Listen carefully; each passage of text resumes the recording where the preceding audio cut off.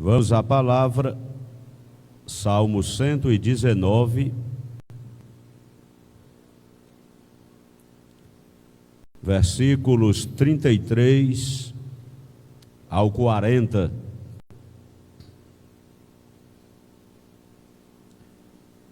Vamos ler a quinta sessão do Inário, o Salmo 119.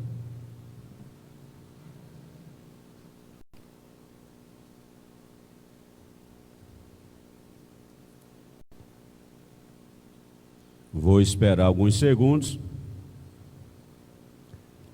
vocês localizarem, e por bondade mantenham as Bíblias abertas, para que possamos apreciar cada um dos versículos desta sessão. Salmo 119, versículos 33 ao 40. Eu leio e vocês acompanham. Ensina-me, ó Senhor, o caminho dos teus estatutos, e guardá-lo-ei até o fim. Dá-me entendimento e guardarei a tua palavra, e observá-la-ei de todo o coração. Faze-me andar na verdade dos teus mandamentos, porque nela tenho prazer. Inclina o meu coração a teus testemunhos e não a cobiça. Desvia os meus olhos de contemplarem a vaidade e vivifica-me no teu caminho. Confirma a tua promessa ao teu servo, que se inclina ao teu temor. Desvia de mim o opróbio que temo, pois os teus juízos são bons. Eis que tenho desejado os teus preceitos. Vivifica-me por tua justiça. Meus irmãos, nós temos lido uma sessão do grande inário que é o Salmo 119. Vocês sabem, os salmos originalmente são canções, são melodias que faziam parte do saltério na congregação judaica para louvar a Deus. Neste caso, o Salmo 119 é o maior deles,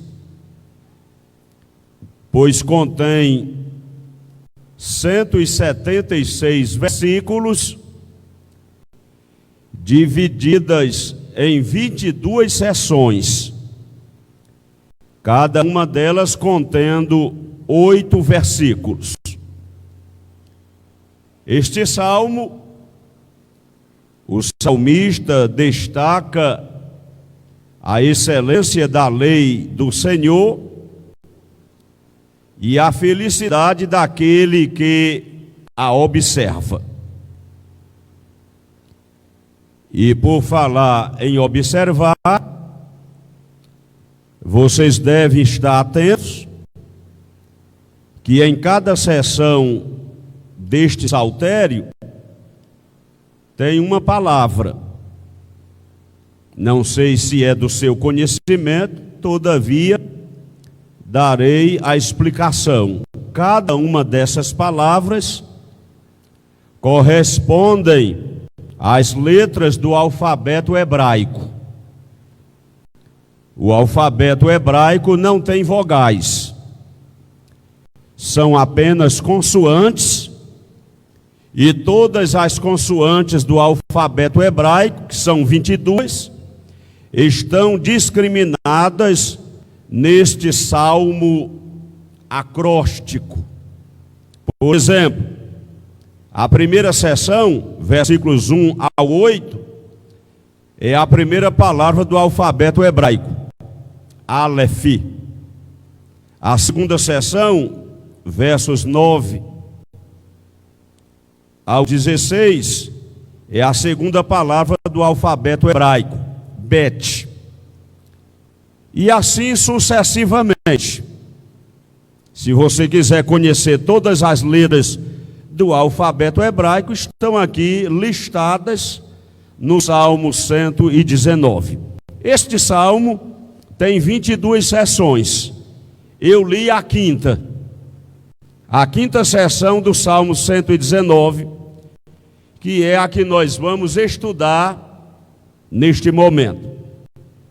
O salmista diz, verso 33, e agora eu começo a dissertação dentro desta parte do Salmo 119.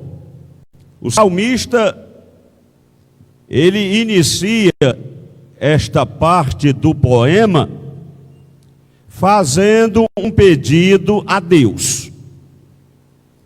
E qual é o pedido que ele faz a Deus? Ensina-me, ó Senhor, o caminho dos teus estatutos. E após fazer o pedido, ele assume um compromisso. E qual é o compromisso? Guardá-lo-ei até o fim. Aí nós precisamos parar e avaliar o conteúdo do que o salmista está dizendo. No seu pedido está revelada a sua humildade. Ele pede a Deus, ensina-me. Quer dizer, ele era humilde, reconhecia que precisava aprender. Quando a pessoa não tem humildade, ainda que ela não saiba, não vai reconhecer que ainda não aprendeu. É o primeiro passo para aprender, é reconhecer que ainda não sabe. E nenhum de nós sabe tudo. Pode ser a pessoa mais inteligente aqui da congregação, a pessoa que tenha o QI mais avançado. Mesmo assim, contudo, sempre vai precisar aprender. E nós aprendemos uns com os outros e aprendemos através da palavra. O salmista pede a Deus, ensina-me, ó Senhor. Reconhecia que ainda não sabia, reconhecia que precisava aprender. Já é um passo bastante significativo quando nós reconhecemos que ainda não sabemos e quando nós estamos dispostos a aprender. E sempre nós aprendemos. A vida, ela vai nos ensinando. E quanto mais a pessoa aprende, mais ela descobre que ainda pouco sabe. E quanto mais a pessoa sabe, mais ela reconhece que não sabe. A tolice dos tolos é pensar que já sabe. Mas quando a pessoa reconhece que ainda não sabe, que precisa sempre aprender, e se aprendeu, precisa se reciclar, já é um passo importante para que nós possamos melhorar e crescer mais em todas as áreas da nossa vida. Continuamos no pedido do salmista. Versículo 33. Ensina-me, ó Senhor. Agora o salmista define aquilo que ele queria aprender. A disciplina, a matéria em que ele precisava de aprendizagem. Ele diz no verso 33, ensina-me, ó Senhor, o caminho dos teus estatutos. Acredito que vocês, na sua maioria, sabem o que é um estatuto. Estatutos são um conjunto de regras, direitos e deveres do membro de uma instituição, seja ela material, seja ela espiritual. Vocês sabem, no que diz respeito a esta igreja é autonomizada, ela tem personalidade jurídica, Cadastro Nacional de Pessoa Jurídica, o CNPJ, e ela tem também o seu estatuto.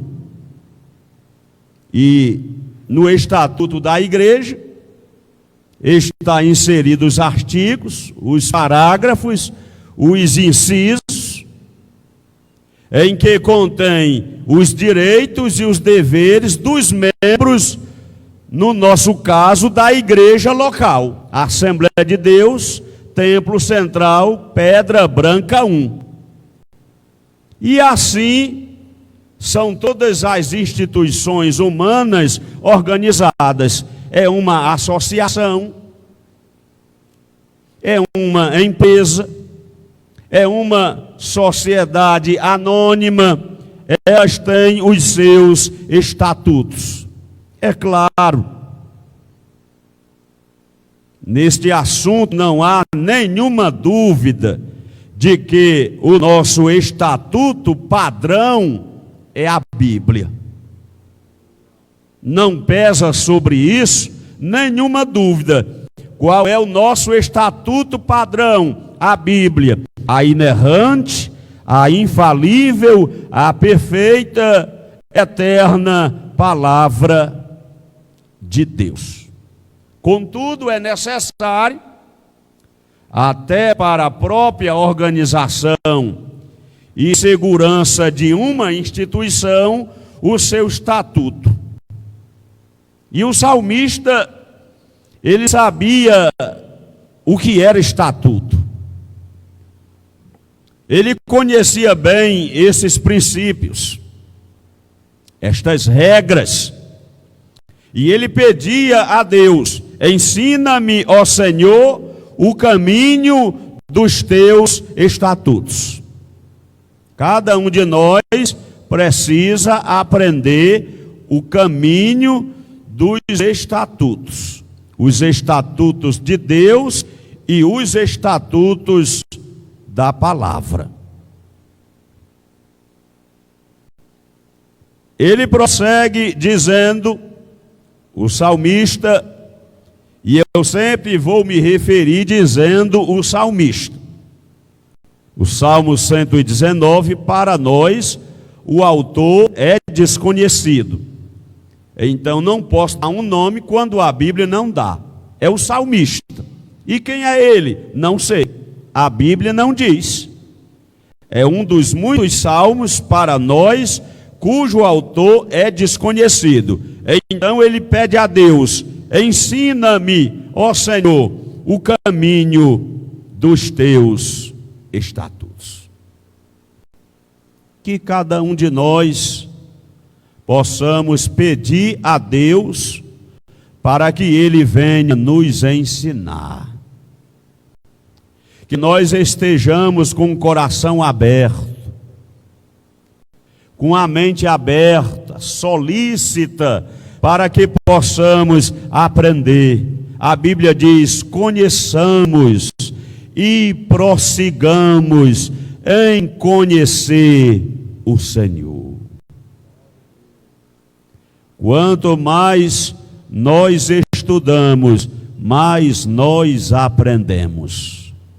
Quanto mais somos ensinados, mais precisamos aprender. Nós somos sempre alunos. Na igreja, nós somos todos alunos. Uns sabem mais, outros sabem menos, mas nós somos alunos. E estamos aqui num discipulado constante, aprendendo, crescendo, desenvolvendo.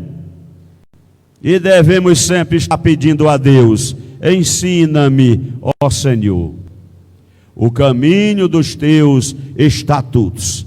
Aí agora o salmista, ele assume um compromisso com Deus. Verso 33. Qual é o compromisso, irmãos? Guardá-lo-ei até o fim. Se Deus o ensinasse, ele prometia a Deus guardá-los até o fim. A pessoa não é obrigada a prometer. Agora, se promete, está devendo. A pessoa não é obrigada a assumir um compromisso. Agora, se assumir o compromisso, honre-o. Se a pessoa assume um compromisso com os homens, ela procura se esforçar em cumpri-la, pelo menos se a pessoa tiver caráter, se a pessoa tiver capricho, se a pessoa procurar honrar o seu nome. Se assume um compromisso com alguém, naturalmente a pessoa deverá honrá-lo. Agora imaginemos alguém assumindo um compromisso com Deus. Esse deve ser muito mais levado a sério ainda. E o salmista, ele pediu a Deus: ensina-me, ó Senhor, o caminho dos teus estatutos, e guardá-lo-ei até o fim. Ele não diz que vai guardá-lo um dia, uma semana, um mês, um ano. Ele diz: ensina-me, ó Senhor, o caminho dos teus estatutos, e guardá-lo-ei até o fim.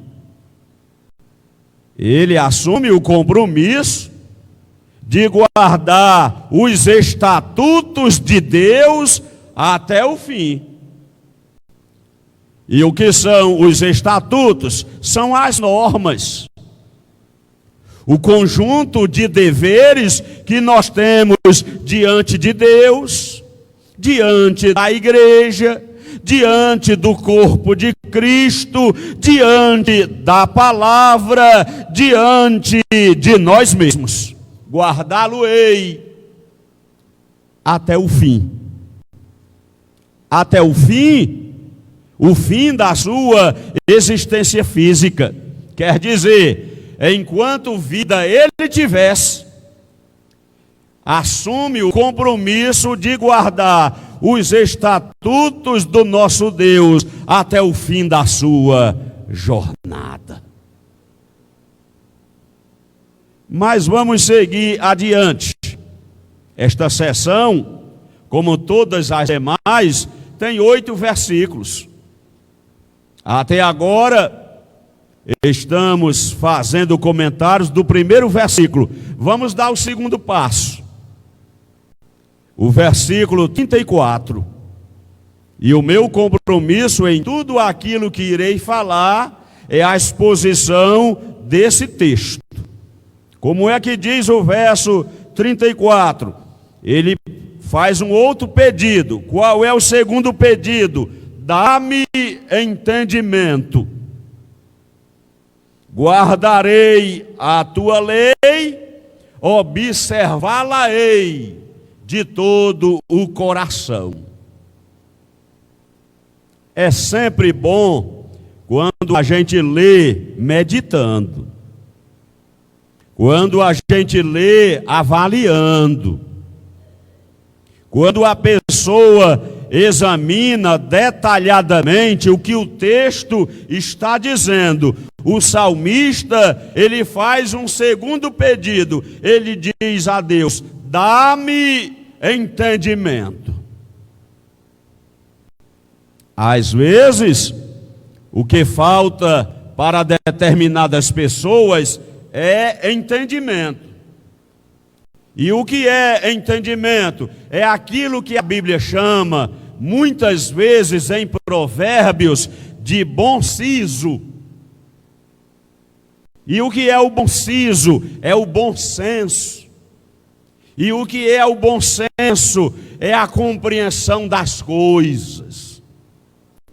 É compreender bem e distintamente as coisas. Quando a pessoa tem compreensão, quando a pessoa tem bom senso, quando a pessoa tem bom siso, quando a pessoa tem entendimento. A pessoa que tem entendimento, ela pensa no que vai falar antes de falar. A pessoa que tem entendimento, ela pensa no que vai fazer antes de fazer. Quando a pessoa tem entendimento, ela pensa para fazer. Agora, quando a pessoa não tem compreensão, ela faz para pensar. Sempre está invertendo a ordem natural das coisas. O natural, o óbvio, é a pessoa pensar, e quando pensa, ela avalia, ela pondera, ela examina os prós, os contras, as consequências daquilo que vai dizer, daquilo que vai fazer, aí a pessoa toma chegada. E isso é a pessoa que tem entendimento. O salmista está dizendo, e está pedindo a Deus: dá-me entendimento. Vou usar a palavra bíblica, oxalá. Quem dera, se todos nós pedirmos a Deus entendimento, se cada um de nós, antes de falar qualquer coisa, avaliar o peso das palavras, antes de tomar qualquer atitude, examinar as consequências da atitude tomada. Vou fazer a citação de Provérbios capítulo 19, versículo 2, na versão atualizada. Só vai adiantar você conferir na sua Bíblia se você tiver a versão Almeida, revista e atualizada. A citação é na versão atualizada. Provérbios 19 e 2. Como é que está escrito? Não é bom proceder sem refletir, e peca quem é precipitado. A Bíblia está dizendo que não é bom proceder sem refletir, e peca quem é precipitado. Não proceda, não tome uma atitude sem refletir antes. Primeiro é necessário uma reflexão. O que eu vou falar é necessário? O que eu vou falar é correto? O que eu pretendo falar é oportuno? É só a pessoa fazer a avaliação. É só a pessoa fazer uma reflexão. É necessário o que eu preciso dizer? É necessário, convém o que eu quero falar? Vai ter valia esta palavra? A pessoa não deve proceder sem antes fazer uma reflexão.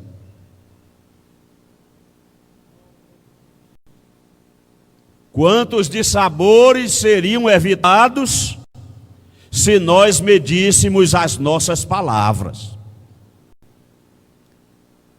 Quantas perdas seriam evitadas se nós avaliássemos as consequências daquilo que nós falamos? Mas a Bíblia está dizendo, o salmista, dá-me entendimento. O que nós precisamos é de entendimento. O que nós precisamos é de equilíbrio. O que nós precisamos é de bom senso, é de bom siso. Se as pessoas soubessem o peso das palavras, dariam maior valor ao silêncio. Vou tornar a citar Provérbios 19:2. Não é bom proceder sem refletir, e peca quem é precipitado. Palavra dita, pancada dada, não se tira.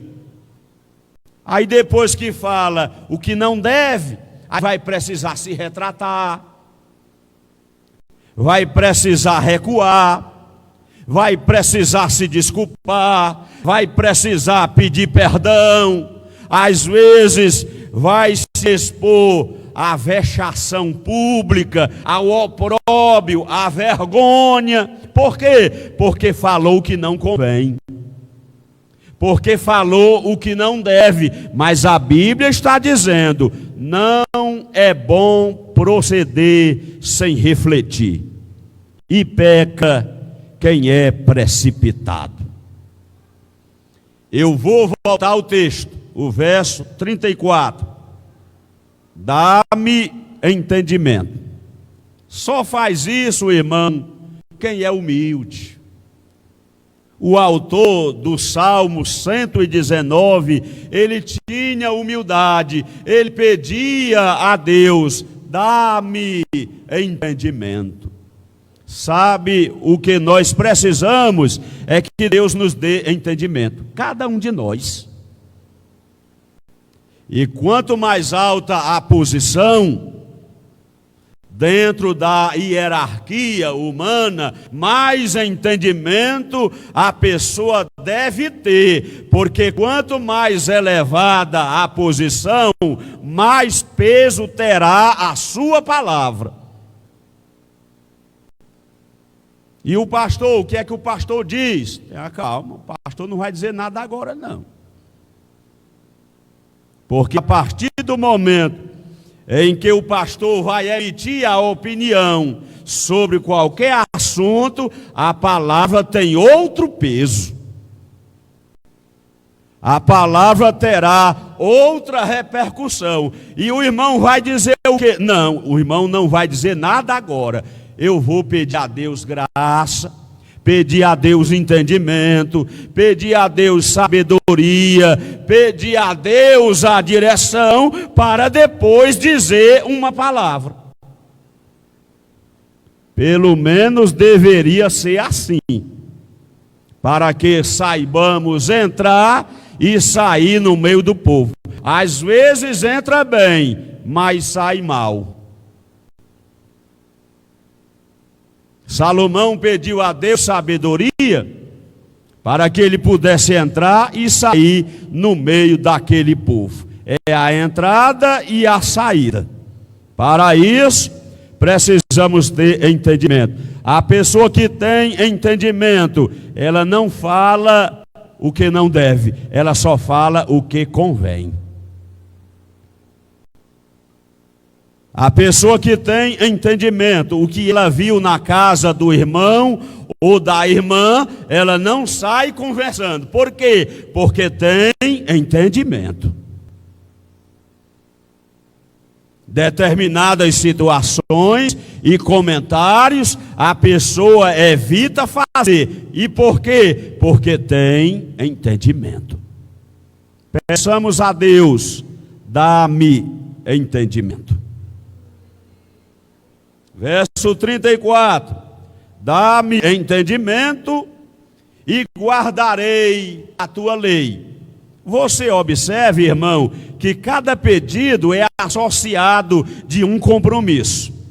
Ele pediu a Deus para que Deus ensinasse o caminho dos seus estatutos, aí ele assume o compromisso, guardá-lo-ei até o fim. Ele faz outro pedido, dá-me entendimento, aí ele complementa com outro compromisso, guardarei a tua lei. É compromisso, irmão. Para guardar a lei de Deus, tem que ter compromisso. Ou tem, ou não tem. Se a pessoa não tiver compromisso com Deus, não guardará a sua lei. A Bíblia diz que a lei é santa, é justa, o mandamento é bom. A Bíblia está dizendo que a lei é santa, a lei é justa, a lei é boa, diz a palavra de Deus. E o salmista, ele diz, guardarei a tua lei, observá-la-ei de todo o coração. Ele disse que iria observar integralmente a palavra.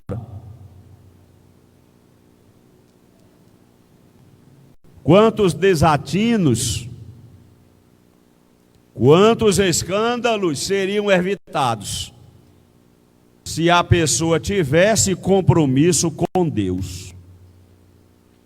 Se a pessoa tivesse compromisso com a palavra, dá-me entendimento e guardarei a tua lei, observá-la-ei de todo o coração. A lei de Deus é justa, a lei de Deus é boa, a lei de Deus é perfeita. Versículo 35.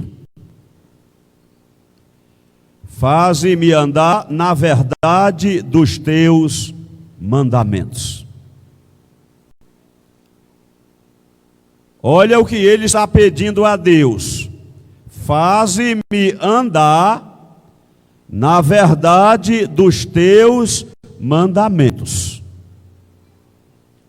Às vezes, para Deus nos fazer andar na verdade dos seus mandamentos, Ele nos coloca no estreito.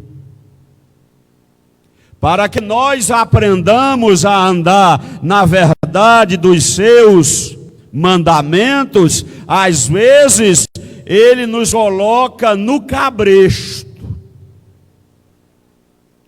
Às vezes, Ele até nos açoita, Ele nos castiga, Ele nos corrige, Ele nos disciplina. Às vezes, cometemos traquinagens, desatinos. Às vezes, a pessoa faz o que não deve, o que não convém, aí Deus vai nos fazer andar na verdade dos seus mandamentos. Aí, às vezes, é necessário Ele nos açoitar. É necessário Ele nos disciplinar, é necessário Ele nos corrigir. E às vezes, quando a pessoa está sendo corrigida, disciplinada, castigada, ela fica questionando e perguntando a Deus por quê? Por que isso? Por que aquilo? Por que aquilo outro? E quando nós devemos trocar a pergunta, não é por quê, é para quê. Nós devemos perguntar a Deus, é o propósito. Para que, Senhor, Tu estás permitindo eu passar isso, ou aquilo outro? Senhor, qual é a finalidade? Qual é o propósito? Para que deste sofrimento? Nada é por acaso. Não acreditamos no fatalismo. Não acreditamos em coincidência, nós acreditamos em cristocidência. Tudo é projeto de Deus, tudo tem uma finalidade. Ele nos ensina, agora muitas vezes nós somos rudes para aprender. Nós temos dificuldade para assimilar a lição de vida que Deus está nos transmitindo. Mas o salmista diz: faze-me andar na verdade dos teus mandamentos. Aí ele faz uma declaração bonita. Qual é a declaração? Ele diz no final do verso 35. Porque nela tenho prazer. Nela quem? Nela. Dentro aqui do texto, nela é a verdade. É só a pessoa observar a ordem gramatical do texto. Ele disse: faz-me andar na verdade dos teus mandamentos. Aí ele declara: porque nela a verdade tenho prazer. E nós temos prazer na verdade? Vamos lembrar que às vezes a verdade machuca. Vamos lembrar que às vezes a verdade dói. Vamos lembrar que às vezes a verdade ela até fere. E às vezes alguém não está pronto para ouvir uma verdade. Às vezes alguém não está preparado para dizer uma verdade. Fulano, eu quero dizer uma verdade para abrir os teus olhos. Cuidado, às vezes o fulano não está preparado para ouvir aquela verdade. Porque nem toda verdade convém dizer. Tem tantas verdades que nós até podemos, mas não devemos dizer. Mas o salmista declara, nela, quer dizer, ele se alegra com a verdade.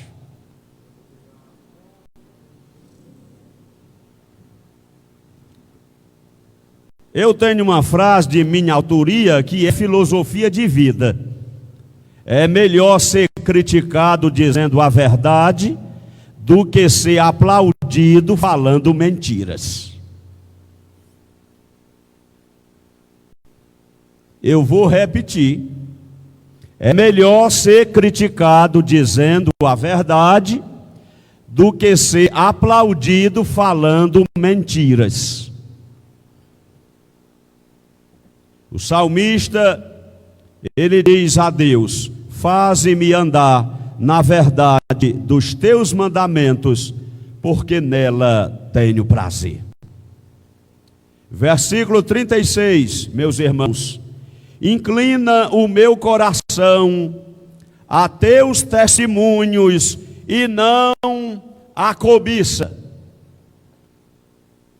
Ele pedia para que Deus inclinasse o seu coração, a seu testemunho, a cobiça. Você perceba que geralmente o homem natural, ele vai inclinar o seu coração à cobiça. E o que é a cobiça? É o desejo desmedido de ter, de possuir, de ser, de querer. A cobiça nos leva a tantos pecados. E a pessoa que tem a cobiça alojada no seu coração é aquilo que a Bíblia fala. O inferno e a perdição nunca se fartam, nem os olhos do homem nunca se satisfazem. É a medida do ter que nunca enche. A pessoa que é cobiçosa, quanto mais tem, mais ela quer ter. É o desejo insaciável de ter, de possuir e de ser. Mas o salmista, conhecendo isso, ele pede a Deus: inclina o meu coração a teus testemunhos e não a cobiça. Vamos seguir mais adiante. Eu pretendo finalizar a quinta sessão do Salmo 119, ainda antes das 21 horas. Versículo 37. Desvia os meus olhos de contemplarem a vaidade.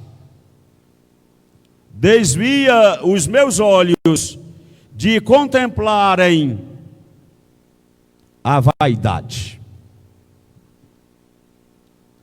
Se eu lhe perguntasse literalmente o que significa a palavra vaidade, talvez aqui no meio de vocês haveria a citação de diversas palavras diferentes, mas literalmente, à luz da Bíblia, principalmente no Antigo Testamento, notadamente no livro de Eclesiastes, onde há quase que 40 vezes a palavra vaidade. Ela significa o quê? Literalmente, vaidade significa sopro. Vaidade significa vão. Vaidade significa fútil. Então, geralmente nós associamos vaidade a vestimentas. Pode ser também, mas o sentido original da palavra vaidade é aquilo que é vão, é aquilo que é ilusório, é aquilo que é como um sopro passageiro. E quantas vezes nós engodamos a nossa alma com aquilo que é vão, com aquilo que é inútil, com aquilo que realmente não é necessário.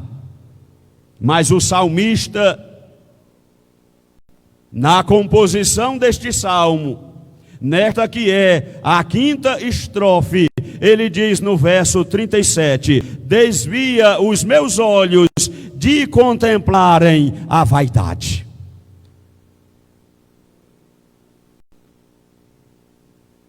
Alguém já disse que os olhos são as janelas da alma. A concupiscência dos olhos. Geralmente, quase todo pecado começa através de um pensamento, começa através de um olhar. Mas o salmista, ele pede a Deus, desvia os meus olhos de contemplarem a vaidade. Aí ele faz um outro pedido, ainda no verso 37, vivifica-me no teu caminho. O que é que isso significa? Significa que ele já tinha antes tido vida nos caminhos do Senhor. Ele outrora, no passado, ele tinha vida na palavra, nos caminhos santos do nosso Deus, mas parece que ele havia declinado. A palavra vivifica-me significa dar vida outra vez àquele que já tinha vida. É só a pessoa averiguar o sentido da palavra. O que significa vivifica-me? É dar vida novamente. É dar vida outra vez. Quem sabe precisamos voltar ao primeiro amor. Quem sabe precisamos voltar às primeiras obras. Quem sabe precisamos voltar àquele fervor do novo convertido, quando tudo na igreja era bom, era saudável, era bonito. Quem sabe precisamos que Deus nos vivifique no seu caminho. Versículo 38. Confirma a tua promessa ao teu servo. Ele já havia recebido de Deus promessas. E estas promessas o animavam. Estas promessas o encorajavam. Estas promessas lhe davam esperança. Mas agora ele pede a Deus, confirma a tua promessa ao teu servo. Deus confirma as suas promessas. Deus confirma a sua palavra. Quem sabe ainda hoje Ele estará confirmando a sua promessa na tua vida para a glória do seu nome. Ele confirma a sua promessa. Verso 38, confirma a tua promessa ao teu servo. Aí ele diz que se inclina ao teu temor. Que coisa maravilhosa, este homem, este poeta, este compositor, o salmista, se inclinava ao temor do Senhor. Vocês sabem, o temor do Senhor é o princípio da sabedoria, o apartar-se do mal é o conhecimento. Ele diz a Deus que se inclinava ao seu temor. Verso 39 e o 40 para finalizarmos. 39. Desvia de mim o opróbio que temo. E o que é o opróbio? É a vergonha, é a vexação pública, é a exposição pública de uma situação constrangedora. Ele pede a Deus, desvia de mim o opróbio que temo. Muitas coisas nós podemos evitar, não é nem pelo fato de ser crente e de servir a Deus, é pelo fato de ter caráter. Tem muitas coisas que a pessoa não faz, não é nem pelo fato de ser crente, é pelo fato de ter caráter. A pessoa é crente e serve a Deus e aceita Jesus como Senhor e Salvador de sua vida para o perdão dos pecados e para ter direito a morar no céu. Mas tem muitas coisas que nós evitamos pelo simples fato de ser um homem e de ser uma mulher de caráter. Desvia de mim o opróbio que temo. pois os teus juízos são bons. E agora eu finalizo o verso 40. Eis que tenho desejado os teus preceitos. Eu tenho desejado os teus princípios. Eu tenho desejado as tuas normas. Eu tenho desejado as tuas regras para a minha vida. Não é o que eu acho, é o que a Bíblia diz. Não é o que eu penso, é o que está escrito. Não é o que eu sinto, é o que está registrado na palavra. Eis que tenho desejado os teus preceitos, vivifica-me por tua justiça. Que nós possamos fazer das palavras do salmista, na quinta estrofe do Salmo 119, a nossa maneira de viver, de agir como cristãos autênticos e verdadeiros, que estamos servindo a Deus para morar no céu. Que Deus nos abençoe e que a sua palavra fale mais e melhor aos nossos corações através da ação do Espírito Santo. Quem entendeu, diga amém.